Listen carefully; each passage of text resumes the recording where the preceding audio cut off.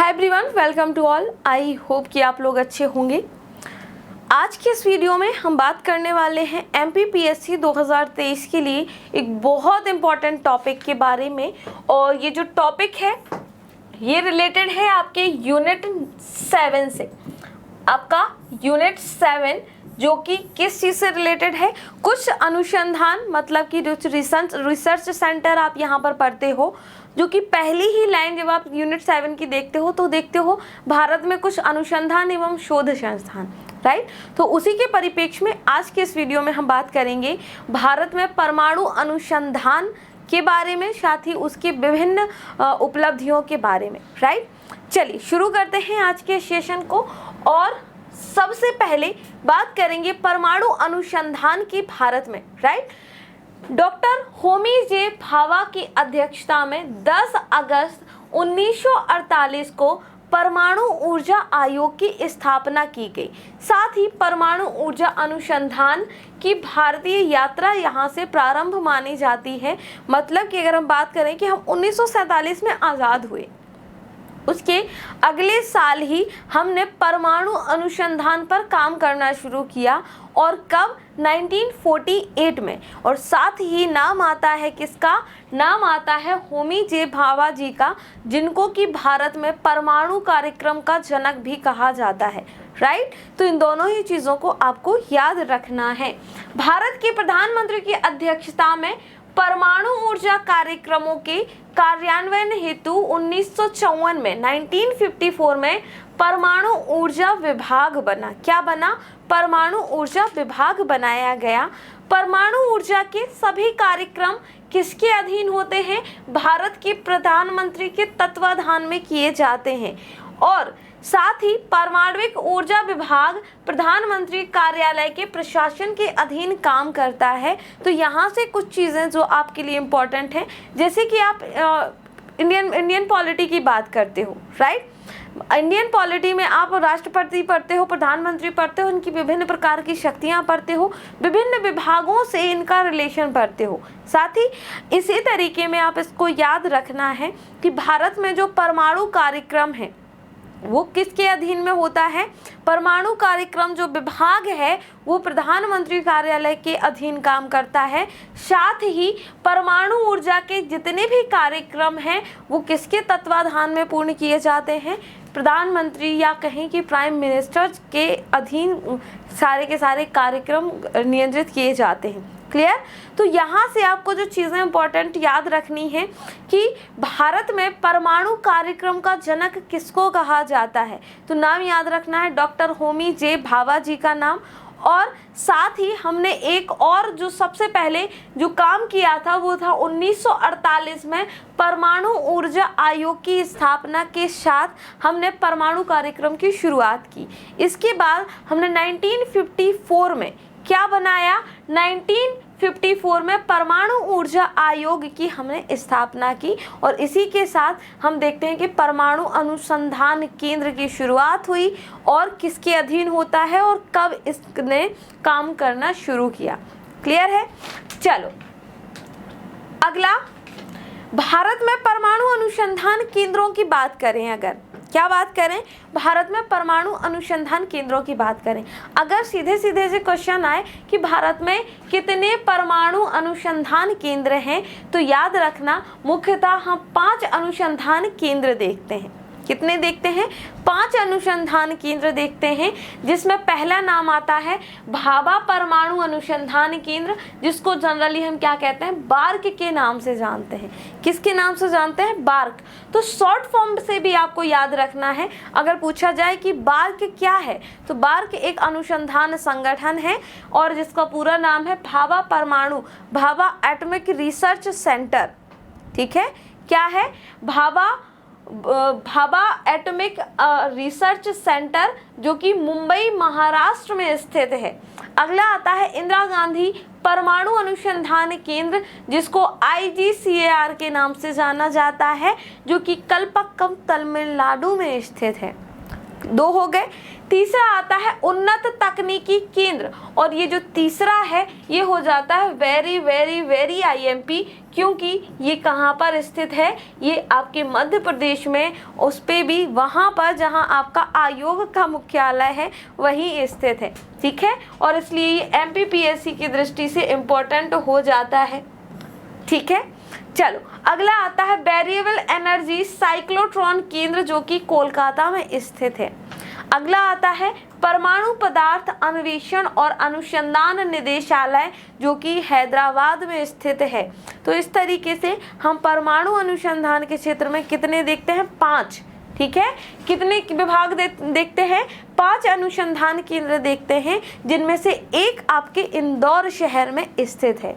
Okay, चलो परमाणु अनुसंधान एवं विकास केंद्र के प्रमुख उनके बारे में अगर हम बात करें तो पहला आता है भाभा परमाणु अनुसंधान केंद्र, जिसको किस नाम से जानते हैं हम, बार्क के नाम से जानते हैं। भाभा परमाणु अनुसंधान केंद्र कहाँ स्थित है, ट्राम्बे, मुंबई, महाराष्ट्र में स्थापित किया गया था। परमाणु विज्ञान से संबंधित ये देश का प्रमुख अनुसंधान केंद्र है। परमाणु विद्युत कार्यक्रम तथा उद्योग खनिज क्षेत्र की इकाइयां अनुसंधान एवं विकास में ये सहायता प्रदान करता है। कौन, भाभा परमाणु अनुसंधान केंद्र, जिसको हम बार्क के नाम से भी जानते हैं। आपको याद रखना है बार्क कहाँ पर स्थित है, ट्राम्बे, महाराष्ट्र, मुंबई में स्थित है। क्लियर। चलो अगला, इस केंद्र की अगर हम बात करें तो इस केंद्र ने उद्योग, औषधि, कृषि के क्षेत्र में, साथ ही रेडियो आइसोटोप एवं चिकित्सीय उपयोगों सहित परमाणु ऊर्जा के शांतिपूर्ण कार्यों में उपयोग की प्रौद्योगिकी के विकास में महत्वपूर्ण भूमिका निभाई है। कार्य भी याद रखना, आजकल कॉन्सेप्चुअल क्वेश्चन बहुत पूछे जाते हैं। क्लियर। प्रायोगिक रिएक्टरों में जीरो पावर रिएक्टर भी कहा जाता है, क्योंकि इसका इस्तेमाल ऊर्जा प्राप्ति की अपेक्षा नाभिकीय अनुसंधान के लिए खास तौर पर किया जाता है। कनाडा के सहयोग से बार्क में स्थापित साइरस, क्या नाम है, साइरस तापीय रिएक्टर का प्रमुख उद्देश्य रेडियो आइसोटोप का उत्पादन एवं उनके प्रयोग को प्रोत्साहित करना है। तो क्वेश्चन आता है, एक रिएक्टर आप लोग पढ़ते हो, रिएक्टर, ठीक है। परमाणु रिएक्टर का मतलब होता है, परमाणु रिएक्टर जो है ये एक तरीके से हम जब एनर्जी की बात करते हैं, परमाणु की हमें परमाणुवीय ऊर्जा अगर हमें प्राप्त करनी है, और परमाणुओं से ऊर्जा विखंडन से बनती है। कैसे बनती है, विखंडन से बनती है। और ये जो विखंडन होता है ये अनियंत्रित होता है, और इसको नियंत्रित करने के लिए हमें कुछ इकाइयों की ज़रूरत होती है, जिसको हम रिएक्टर कहते हैं। नाभिकीय रिएक्टर होते हैं ना, इनको इनमें हम क्या करते हैं, नियंत्रित रूप से क्या करते हैं, ऊर्जा को प्राप्त करने की कोशिश करते हैं। किससे, परमाणुओं से, ठीक है। एटॉमिक एनर्जी बनाते हैं। और जब भी हम एटॉमिक की बात करते हैं तो हमें अगर हम रिएक्टर के बाहर अगर हम इसको बनाएं, जैसे हम बात करते हैं एक नाभिक है, उसमें से 3 इस तरीके से विखंडन होगा ना, तो 1 से 3 बनते हैं, ठीक है। न्यूट्रॉन, प्रोटॉन, इलेक्ट्रॉन करके ऐसे 1 2 3 बनते हैं। फिर यहाँ से फिर से विखंडन होगा तो फिर से 3 में हो जाएगा, फिर ये 3 में हो जाएगा, ये 3 में हो जाएगा, ये 3 में हो जाएगा। सोच के देखो, अगर इस तरीके से कोई चीज़ों का विखंडन हो रहा है तो जो एनर्जी होगी वो कितनी अनियंत्रित होगी।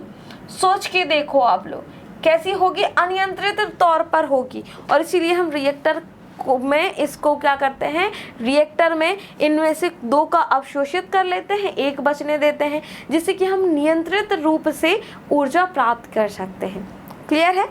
चल, कनाडा के सहयोग से हमने क्या बनाया था, सार्क रिएक्टर को स्थापित किया था।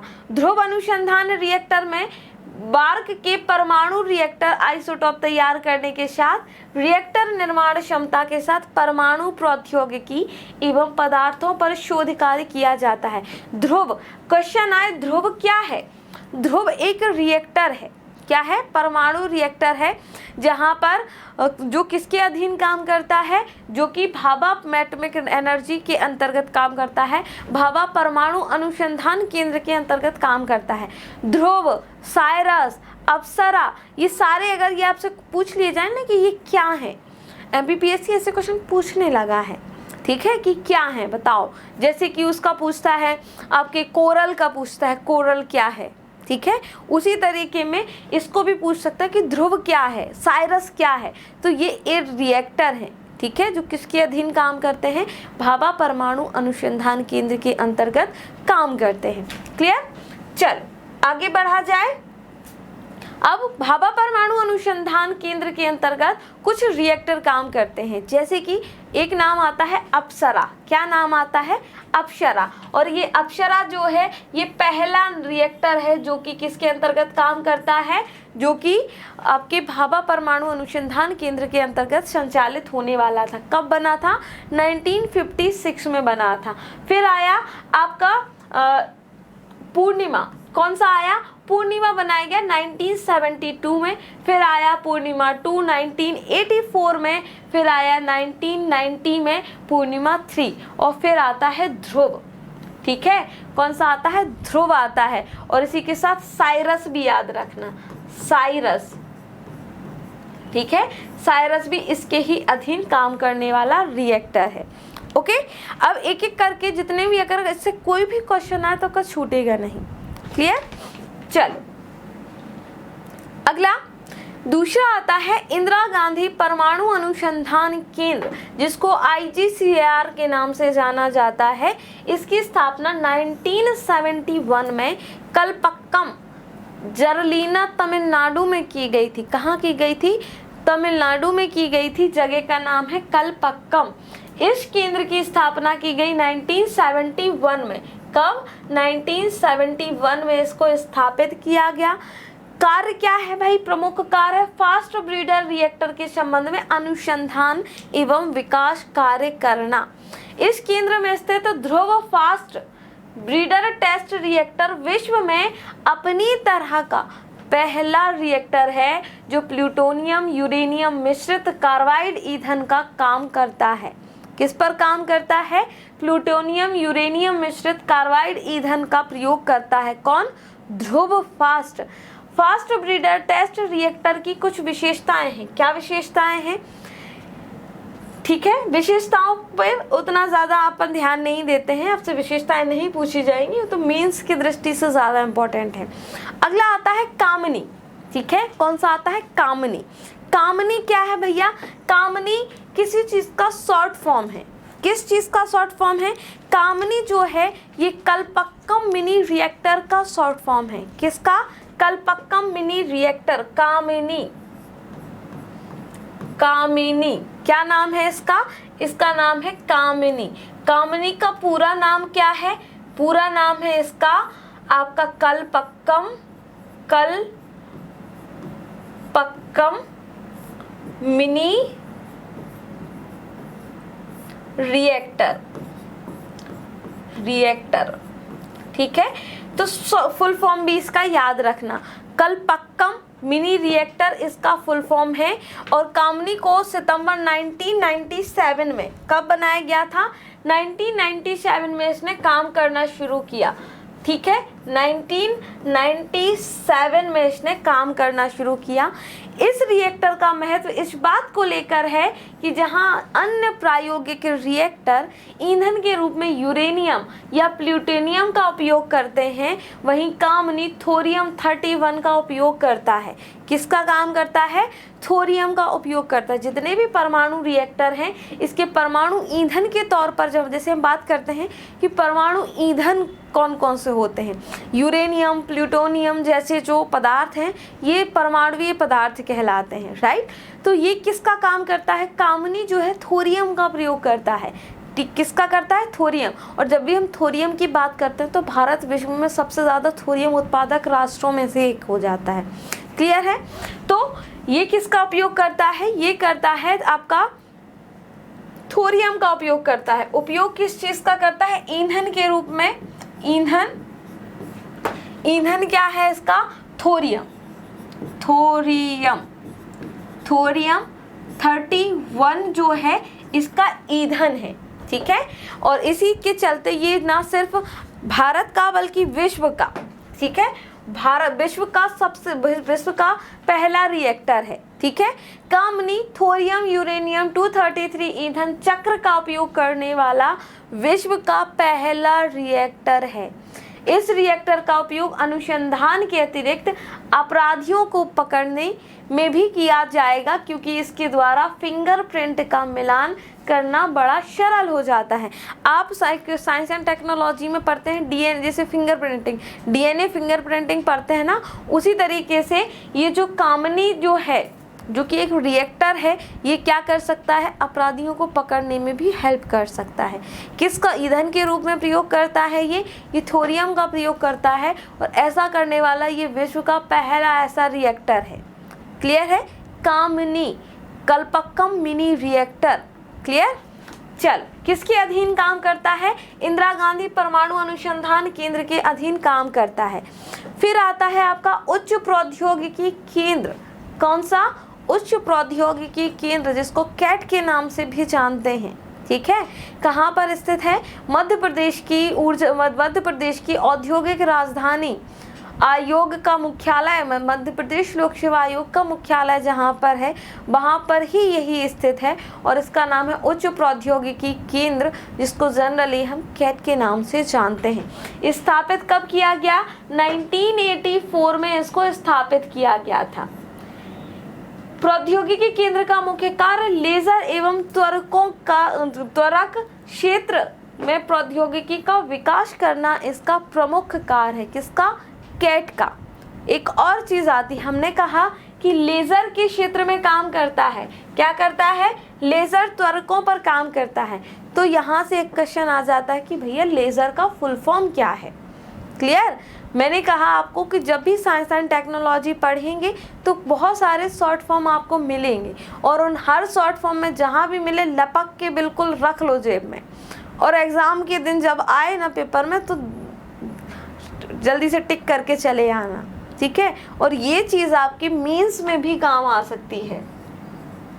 मीन्स, क्योंकि आप भी मीन्स दे रहे हो ना, मीन्स तो दे ही रहे हो ना, ऐसा सोच के चलना पड़ेगा कि भैया हम तो मीन्स दे रहे हैं, क्योंकि 3 मार्कर की तैयारी करने का मौका नहीं मिलेगा भैया, कोई नहीं देगा आपको। क्लियर? चलो, तो लेज़र का फुल फॉर्म देखते हैं। लेज़र का फुल फॉर्म होता है light amplification by stimulated emission of radiation. Right? क्या हो गया? लेज़र। और ये कौन काम करता है इस पर? आपका इंदौर का जो कैट है ये इसके क्षेत्र में काम करता है। कैट की स्थापना 1984 में की गई थी। क्लियर है? चलो आगे बढ़ा जाए। लेज़र एक ऐसी युक्ति है जिसमें विकिरण ऊर्जा के उत्सर्जन के द्वारा एक वर्णी प्रकाश प्राप्त किया जाता है।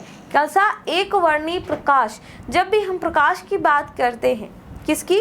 हम जब भी प्रकाश की बात करते हैं, प्रकाश को किसी भी प्रिज्म से जब गुजारा जाता है, तो अगर श्वेत प्रकाश गुजारते हैं, क्या करते हैं? किसी श्वेत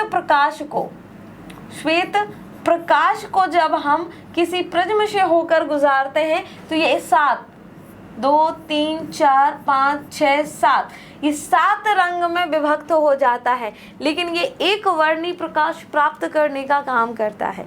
कितने? एक वर्णी प्रकाश को प्राप्त करने में हेल्प करता है। लेज़र की खोज किसने की थी? खोज करने वाले व्यक्ति का नाम था हेजेस प्रयोगशाला में थियोडोर मैनन। क्या नाम था? थियोडोर मैनन ने 1960 में इसकी खोज की थी। 1964 में बार्क ने गैलियम आर्सेनिक अर्धचालक लेज़र का भी निर्माण किया था। बार्क जो कि कहाँ का है? प्यारे भारत देश हमारा, ठीक है, भारत। अब तो इंडिया भी नहीं कह सकते भैया, NCERT ने भी क्या कर दिया? भारत ही कर दिया। BARC Bhabha atomic research centre ने क्या बनाया था? गैलियम आर्सेनिक अर्धचालक लेज़र का निर्माण किया था।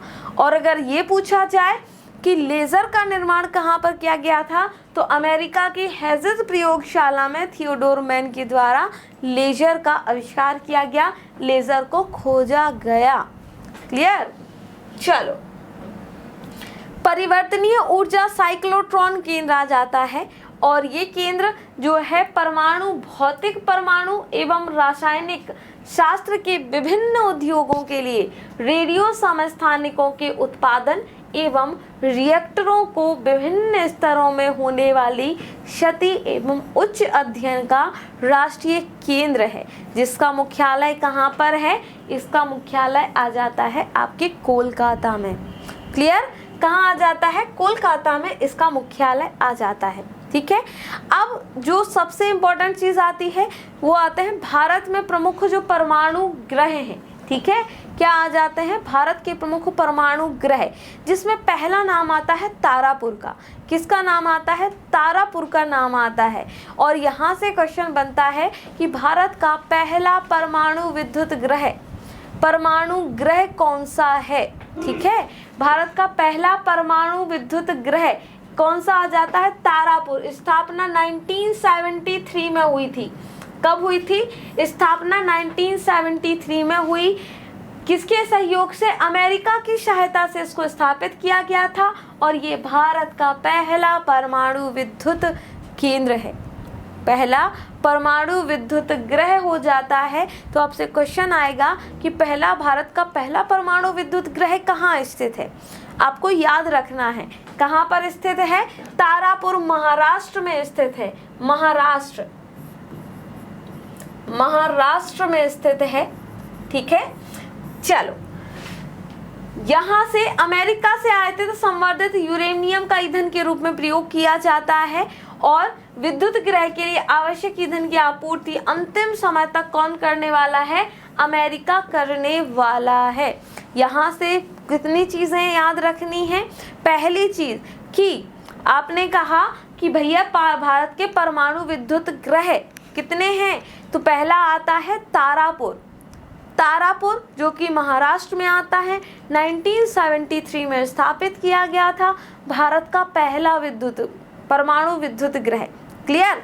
कौन सा? भारत का पहला परमाणु विद्युत ग्रह। और यहाँ से आता है कि किसके सहयोग से स्थापित किया गया था? नाम आता है अमेरिका का। और अमेरिका के साथ हमारा ऐसा समझौता है कि जब तक भी ये काम करेगा, ठीक है, अंत समय तक जो ईंधन की आपूर्ति है कौन करने वाला है? अमेरिका करने वाला है। तो किसके सहयोग से? अमेरिका के सहयोग से हमने इसको स्थापित किया था। चलो, दूसरा आता है रावत भाटा परमाणु विद्युत ग्रह।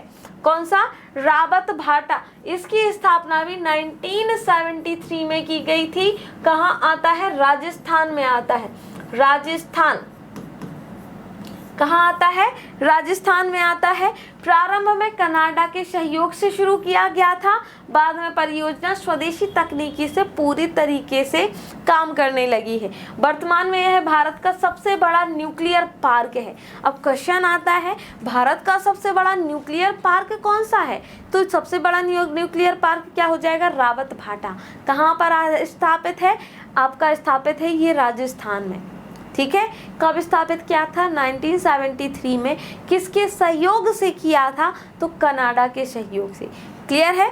कनाडा के सहयोग से किया गया, राजस्थान में किया गया, 1973 में किया गया, और अब ये स्वदेशी तकनीकी से काम करने लगा। अब हमें कनाडा की हेल्प की ज़रूरत नहीं है। क्लियर? चलो, सबसे बड़ा न्यूक्लियर पार्क भी है, इसलिए भी इसको याद रखना है। जैसे हमने पहला याद रखा, पहला कौन सा था? तारापुर। पहला और सबसे बड़ा की बात आएगी तो कौन सा हो जाएगा? रावत भाटा। चलो, कुछ और विद्युत ग्रहों को देख ले। जैसे कि हमने पहले की बात की ही है, तारापुर हो गया, दूसरा हो गया राजस्थान वाला जिसको हम रावत भाटा के नाम से जानते हैं। ठीक है, अरे थोड़ा सा डेट वो हो गई है, 73 नहीं है, ये 72 है। 72, इसको थोड़ा सा क्लियर कर लेना, मेरे दिमाग से ही थोड़ा सा स्लिप हो गया। और ये भी 72 है, 72। ठीक है, चलो, एक आता है मद्रास परमाणु विद्युत ग्रह। कहाँ पर स्थित है? कलपक्कम, तमिलनाडु में स्थित है। फिर आता है नरोरा, और यहाँ से जो क्वेश्चन बनता है कि नरोरा परमाणु विद्युत ग्रह कहाँ पर स्थित है? तो ये उत्तर प्रदेश में आता है। कौन सा? उत्तर प्रदेश में आता है। काकरा पारा कहाँ आता है? काकरा पारा गुजरात में आता है। काकरा भाकरा क्या खाते हैं गुजरात में? वो क्या खाते हैं? यही खाते हैं ना, काकरा भाकरा, पता नहीं क्या कहते हैं, काकरा। ठीक है, तो काकरा पारा कहाँ पर? सूरत में। कैगा आता है कर्नाटक में। कहाँ पर आता है? कैगा परमाणु विद्युत गृह कहाँ आता है? ये आता है आपके कर्नाटक में।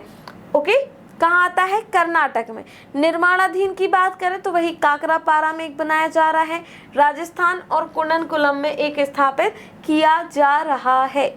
ओके, चलो इसके साथ ही आते हैं परमाणु संस्थान, देख लेते हैं। सीधे सीधे क्वेश्चन आते हैं, क्लियर। परमाणु संस्थान की बात करें तो परमाणु पदार्थ निदेशालय कहाँ स्थित है? परमाणु पदार्थ निदेशालय कहाँ पर स्थित है? ये आता है आपके हैदराबाद में। गुरुजल बोर्ड एक्चुअल में ये अलग है और ये कहाँ पर स्थित है? मुंबई में स्थित है, मुंबई में स्थापित है। नाभिकीय ईंधन परिसर कहाँ स्थित है? मुंबई में स्थित है। भारतीय नाभिकीय ऊर्जा कॉरपोरेशन लिमिटेड कहाँ पर स्थित है? हैदराबाद में है। भारतीय यूरेनियम निगम लिमिटेड जादूगोड़ा में स्थित है, झारखंड। कहाँ पर? जादूगोड़ा, झारखंड, झारखंड, क्लियर। भारतीय रेयर अर्थ लिमिटेड कहाँ पर है? मुंबई में है। विकिरण और आइसोटोप प्रौद्योगिकी मुंबई में स्थित है, इसको जरूर याद रखना। गुरुजल बोर्ड, गुरुजल बोर्ड मतलब इसको हम एक ऐसे भी याद कर सकते हैं, जब हम गुरुजल बोर्ड की बात करते हैं, गुरु जल, इसको जनरली हम भारी जल की बात, भारी जल के रूप में जानते हैं। भारी जल किस रूप में जानते हैं? इसको हम भारी जल के रूप में जानते हैं। और जब हम हाइड्रोजन के समस्थानिक पढ़ते हैं, क्या पढ़ते हैं? हाइड्रोजन के समस्थानिक पढ़ते हैं। हाइड्रोजन के समस्थानिक 3 पढ़ते हैं, उसमें से एक आता है ड्यूटोरियम, D2O। क्या आता है? ड्यूटोरियम, भारी जल, ड्यूटोरियम, ड्यूटोरियम, जिसको हम जनरली D2O के नाम से जानते हैं। और ये D2O का उपयोग क्यों किया जाता है? हमने परमाणु की बात की और हमने कहा कि रिएक्टर में हम नियंत्रित रूप से अभिक्रियाएं करते हैं, तो इस क्रिया को नियंत्रित करने के लिए हम भारी जल का प्रयोग करते हैं। किसका? भारी जल या ड्यूटोरियम का प्रयोग करते हैं, जिससे कि ये जो अभिक्रिया है अनियंत्रित ना होकर नियंत्रित होती है। तो ऐसा ना हो कि जैसे परमाणु बम फटता है ना, जापान में कभी फेंका था एक ज़माने में, आज की भी वहाँ की नस्लें भोग रही हैं वो कष्ट। ठीक है, तो ऐसा कुछ ना हो जाए, इसलिए हम रिएक्टर में, नाभिकीय रिएक्टर में क्या करते हैं? उसको नियंत्रित रूप से उससे हम ऊर्जा की प्राप्ति करते हैं। क्लियर है? चलो, यहाँ से एक और चीज़ इम्पोर्टेंट होती है आपके लिए, वो ये कि जब भी हम भारत में परमाणु अनुसंधान की बात करते हैं तो हम भारत में परमाणु परीक्षण की भी बात करते हैं। किसकी बात करते हैं? परमाणु परीक्षण की। तो अभी तक भारत ने 2 बार परमाणु परीक्षण किया। ठीक है, कितनी बार? 2 बार। एक बार 1974 में किया। ठीक है, 2 बार परमाणु परीक्षण किया भारत ने। भारत में परमाणु परीक्षण हमने किया है। और परमाणु परीक्षण हम कितनी बार कर चुके हैं? 2 बार कर चुके हैं, 2 बार। कब कब? एक 1974 में और दूसरा 1998 में। किसमें?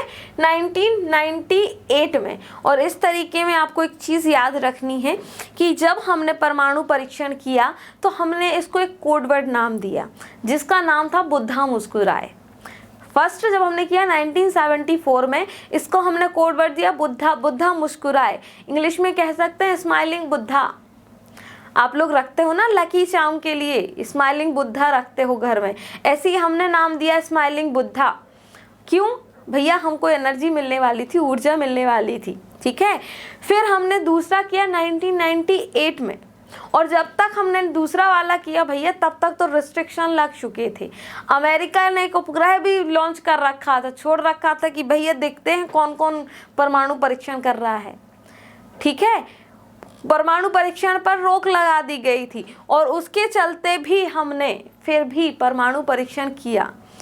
ठीक है, और जब हमने परमाणु परीक्षण किया तो उसके बाद भाई साहब हम पर बड़े रिस्ट्रिक्शन लगाए गए। हमको तो परमाणु पदार्थ के लिए जो पदार्थ होता है ना, ईंधन होता है, हमें वो देना ही बंद कर दिया गया। सारे देशों को मना कर दिया कि भारत को कोई दे मत देना, नहीं तो हमसे बुरा कोई नहीं होगा। ऐसी वाली कंडीशन आ गई थी। तो 1998 में जब दूसरी बार हमने किया, फिर हमने उसको नाम रखा, हम तब भी पीछे नहीं हटे। हमने कहा पहले बुद्धा मुस्कुराए थे, फिर से बुद्धा मुस्कुराएंगे, तो बोले बुद्धा फिर मुस्कुराए। ठीक है, तो बुद्धा स्माइलिंग अगेन, ऐसे करके हमने दूसरे का भी कोड वर्ड रख दिया। और अगर आप इसको देखना चाहो, जो 1998 की जो घटना थी, उस समय प्रधानमंत्री थे आपके अटल बिहारी वाजपेयी जी। और जैसे हमने कहा कि भारत में जो परमाणु जितने भी कार्यक्रम होते हैं, ये किसके तत्वाधान में होते हैं? प्रधानमंत्री के तत्वाधान में होते हैं। और उस समय प्रधानमंत्री अटल बिहारी वाजपेयी जी थे। ठीक है, और इसी को लेकर एक मूवी बनाई गई है, चाहे तो देख सकते हैं, जॉन अब्राहम है उसमें। इसी तरीके से हमने किस तरीके से भारत में राजस्थान में हमने इसको परीक्षण को किया था, बहुत छुप के हमने अंडरग्राउंड होके किया था, लेकिन उसके बाद भी पता चल ही गया था क्योंकि सैटेलाइट से अमेरिका हमें देख रहा था। तो उसके चलते बाद में रिस्ट्रिक्शन लगा दिए गए थे। क्लियर है? तो हमने 2 बार परमाणु परीक्षण किया, 1974 में और 1998 में। और दोनों की कोडवर्ड याद रखना, बुद्धा मुस्कुराए और बुद्धा फिर मुस्कुराए। ठीक है, और आगे कभी करेंगे ना तो हम फिर से कहेंगे फिर से मुस्कुराए। ठीक है, चलो, तो ये कुछ चीज़ें थी जो हमें परमाणु अनुसंधान केंद्रों के बारे में हमें पढ़नी थी।